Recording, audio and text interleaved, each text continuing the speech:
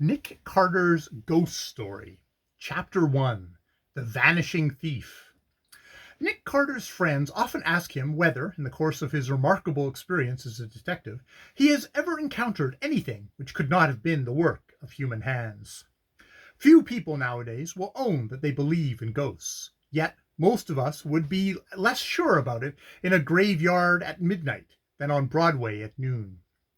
A man who can tell a reasonable story about having seen a ghost may not find many believers, but he will get plenty of listeners, for we are all eager to hear about such things. So Nick, who always likes to oblige his friends, does not deny the experience of spirits when he is asked whether he ever saw any. On the contrary, if he has the time to spare, he usually tells the following story. A broad-shouldered, square-jawed, bright-eyed young man called on Nick one afternoon and was ushered into the study. His card had gone up ahead of him, and it bore the name Horace G. Richmond. Nick ran his eye over his visitor, who decided that he was a fellow who knew the world and was getting everything out of it that there is in it. He met Nick's eye with the air of a man who is going to do something unusual and wants to announce at the start that he can back it up. "I have a case for you, Mr. Carter, if you will take it," he said. "State it," replied Nick. "It's a robbery case, and a mighty queer one. I don't pretend to understand it or any part of it." "Who has been robbed?" "My uncle, Colonel Richmond, or I should say his daughter, Mrs. Pond. But the robbery affects my uncle perhaps more seriously than his daughter. It is on his account that I am here." "Tell the story." I'll do it. But first let me say that whatever others may think of the case, I believe it's just simply theft. Mrs. Pond has a lot of jewelry, and somebody is stealing it, a piece at a time. That's my view, but my uncle's is different. He says that these robberies are not the work of human hands. Now, as for me, I try to keep my feet on the earth at all times. I want you to understand right at the start that I don't believe in any of that stuff about ghosts and hobgoblins. In my opinion, ghosts that steal diamonds ought to be in the jug, and will probably get there unless they turn over a new leaf. My uncle doesn't see as straight as that. Perhaps as you remember that, 3 or 4 years ago, he fell into the hands of a couple of sharks who pretended to be mediums. He had always believed in spiritualism, and those crooks caught him just right. They called up the spooks of all the dead people he could think of. They got messages from the spirit land 7 days in the week and 2 matinees. My uncle simply went wild about it. You remember, it was in all the papers. They worked him beautifully, and if I had not stepped in and exposed them just in time, they'd have got every cent he had." "That would have been quite a haul," said Nick. "Well, I should remark, he's worth more than $4 million. I tell you, those bogus mediums thought they'd struck something very soft. However, I showed them up and convinced my uncle that they were rank frauds. They're in Sing Sing now. My uncle did not give up his belief in spirits. He said, 'Those people are frauds, but there are others who honestly and truly hold communication with the departed.' I tell you, we've had a hard time keeping them out of the hands of sharpers since then, but we've succeeded. And now, by bad luck, this queer affair has come up, and all my uncle's faith has returned. He wants to consult mediums, and all that sort of thing. That's the only serious part of it. The jewels that have been stolen aren't worth over a couple of $1,000s, all told. Of course, it's a nuisance to have such a thing happen in anybody's house, but we wouldn't care much if the mysterious circumstances were not driving my uncle's mind back to his pet delusions." "What are these mysterious circumstances?" asked the detective. "Why, it's like this. Colonel Richmond's aunt, Miss Aunt Lavinia Richmond, was a queer old lady who was once very rich. At that time she had a passion for collecting jewels. She used to invest her money in diamonds, just as another person might buy houses or railroad stock. Only about a 10th part of her fortune was invested so that she got any income out of it. In the last part of her life she lost all that part of her property, so that she hadn't anything in the world but her jewels. She wouldn't sell one, And there she was, as poor in one sense as a lodger in City Hall Square, for she hadn't a cent of money, and yet owning diamonds and other precious stones worth nearly $1 million. She wouldn't borrow on them, she wouldn't do anything but keep them locked up, and so she had to depend absolutely on my uncle for the necessities of life. He didn't mind that, of course, for he had plenty. She lived at his house and eventually died there. She and my uncle never got along well, in spite of his kindness to her, and she had no friends except a Mrs. Stevens and her daughter. They're related to the Richmonds, but the money is all in the Colonel's branch of the family. Mrs. Stevens and Millie, her daughter, are poor. They have just enough to live on. The Colonel would take care of them, but they won't have it. They're too proud. Now, everybody thought that old Miss Lavinia Richmond would leave her tremendous pile of diamonds to Millie Stevens. Indeed, Mrs. Richmond used to say so continually. I've heard her say it in the Colonel's presence, that Mrs. Stevens should have the jewels, that such was her wish. Well, she died suddenly a year or more ago, and the only will that could be found was dated back many years, and left everything she possessed to the Colonel's daughter. It was the greatest surprise that you can imagine. We all knew that such a will had been made, but we hadn't the slightest idea that it still existed, and that she made no other. On the contrary, we knew positively that she had made a much later will in favor of Millie Stevens, but the document couldn't be found, and so the old one was submitted for probate. The Colonel expected a contest, but the Stevenses did not make a murmur. It must have been a tremendous disappointment to them, but they bore it with perfect good nature. They didn't seem to feel half so badly about it as my uncle did.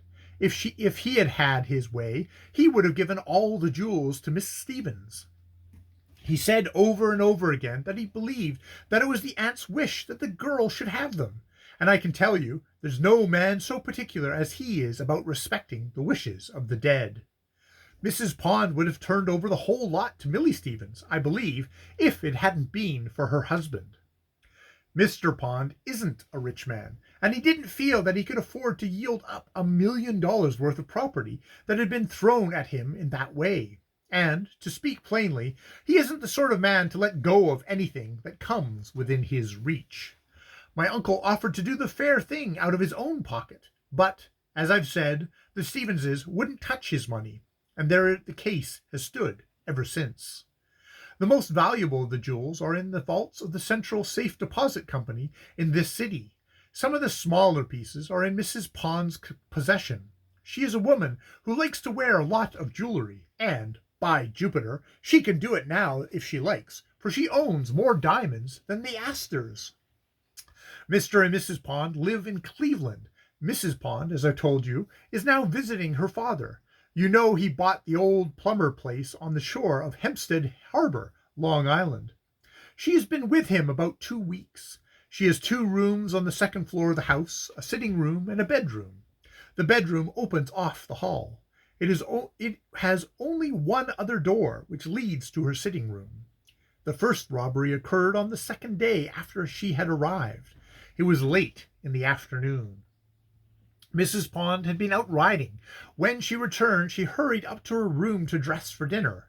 She took off some of her jewelry, some rings, pins, and that sort of thing, and laid them on the dressing table. Then she went into her sitting room. Remember, I'm telling this just as she told it.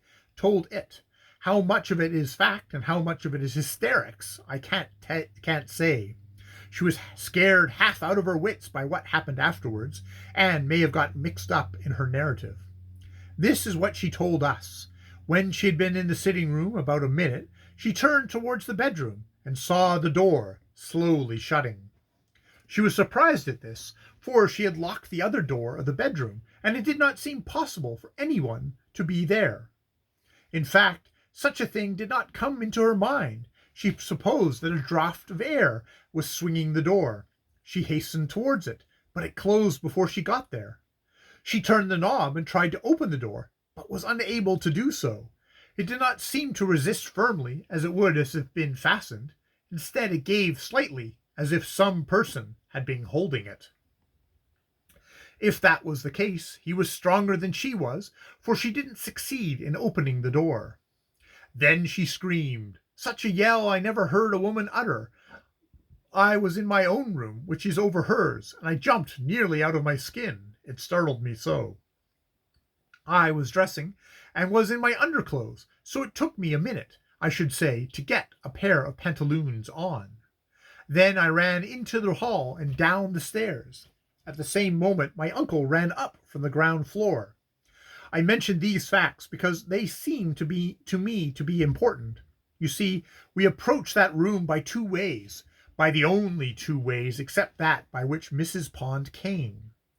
Just as I got to the hall door of her bedroom, she opened it and fell into my arms in a faint.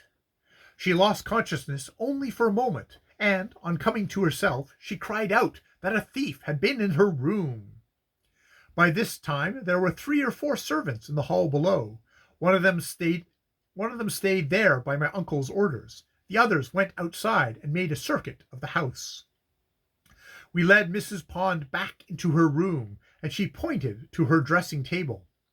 There lay 2 or 3 rings and a pin, but the most valuable ring that she had put there was gone.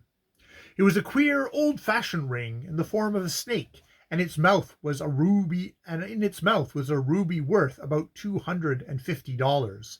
The eyes were made of small diamonds. She declared that she had left the ring there. She told how the door between the 2 rooms had closed. It appears that after she had struggled to open it for several minutes, it suddenly yielded, and she almost fell into the room. Of course, she expected to rush straight upon the thief. He had been holding the door, and, naturally, he couldn't have gone far after releasing it. She was inside just as soon as the pressure on the other side was removed, but the room was empty. She thought of her jewels at once. She rushed to the dressing table and instantly missed the ruby ring. Now, that's all there is to it. We hunted high and low for the thief, and did not find a trace of him. How did he get away? That's where I give up the riddle. The door in the hall was locked on the inside, and practically guarded by my uncle and myself. At the other door stood Mrs. Pond. There is only one window. It looks out on a sort of court, with the house on 3 sides of it. A man with a wagon was almost under the window at all the time. He was delivering groceries to the cook. It's absurd to suppose that anybody got in or out by that window. No thief would have been fool enough to try it at that time of day, and, as I've told you, there were 2 persons who could have been perfectly sure to see him if he had, and he couldn't have got in or out without a ladder. I admit that it looked very queer. What do you make of it, Mr. Crtr? Are you sure the ring was really taken? Couldn't she have been mistaken about it?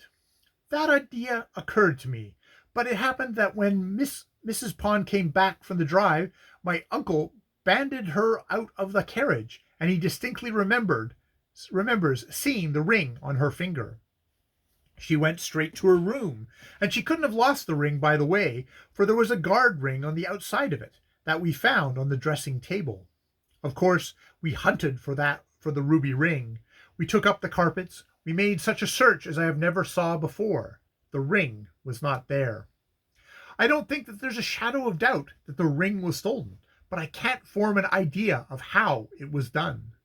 The more I think about it, the more confused I get. To my mind, the queerest part of it is that somebody held the door and then let go of it and vanished in a quarter second. How are we going to explain that? Didn't the thief put something against the door? I thought of that and tried to work out that theory, but it's impossible. Not a piece of furniture was out of place, and there wasn't a stick or a prop of any kind in the room that could have been used for such a purpose. Well, that's strange, I must admit, said Nick. I guess it will be necessary for me to go down and look the ground over. That's just what we want. Come along then, I'm ready. End of chapter 1.